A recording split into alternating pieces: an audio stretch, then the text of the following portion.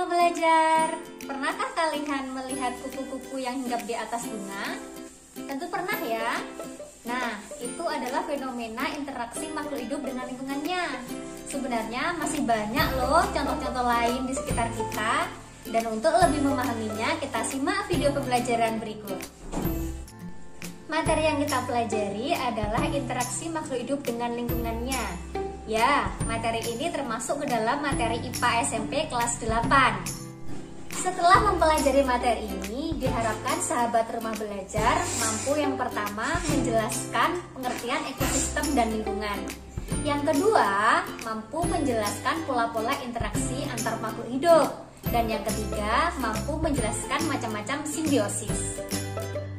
Langsung saja kita awali dengan ekosistem dan lingkungan. Ekosistem adalah suatu sistem yang terbentuk karena adanya hubungan timbal balik antara makhluk hidup dan lingkungannya.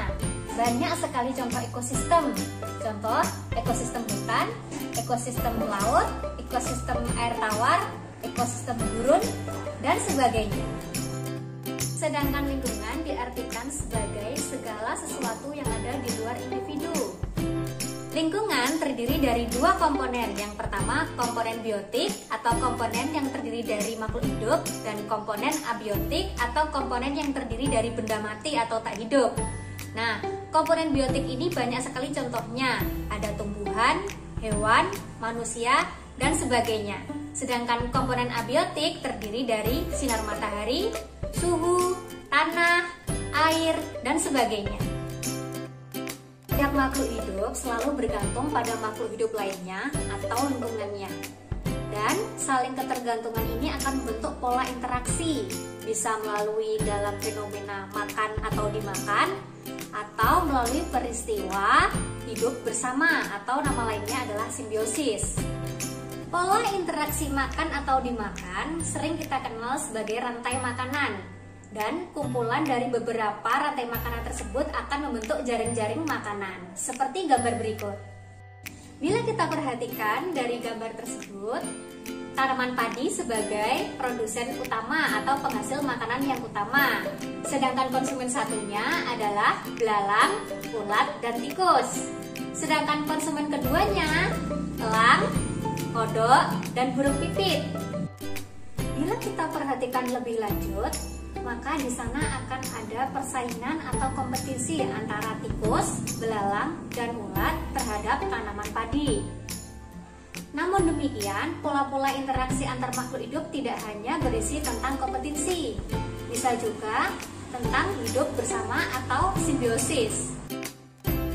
Simbiosis adalah pola interaksi antara makhluk hidup dengan cara hidup berdampingan atau hidup bersama.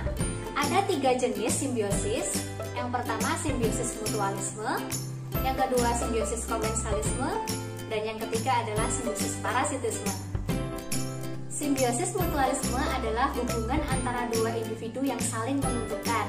Contohnya, hubungan antara kupu-kupu dengan bunga. Kupu-kupu akan diuntungkan karena dia menghisap sari-sari makanan dari bunga.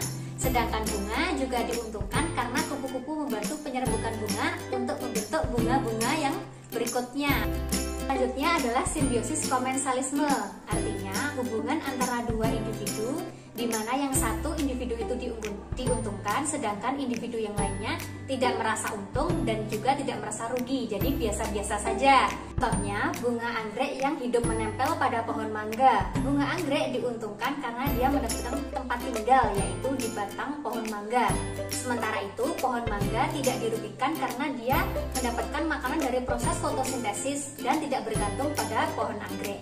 Yang terakhir adalah simbiosis parasitisme. Simbiosis ini adalah hubungan antara dua makhluk hidup di mana satu individu itu diuntungkan dan individu yang lain dirugikan.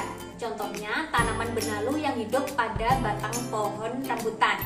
Tanaman benalu diuntungkan karena dia menyerap makanan dari pohon rambutan, sementara pohon rambutan sendiri dirugikan karena sari-sari makanannya hilang. Manakah komponen dari komponen berikut ini yang termasuk ke dalam komponen abiotik? A. Tanah, B. Hewan, C. Tumbuhan, dan D. Manusia.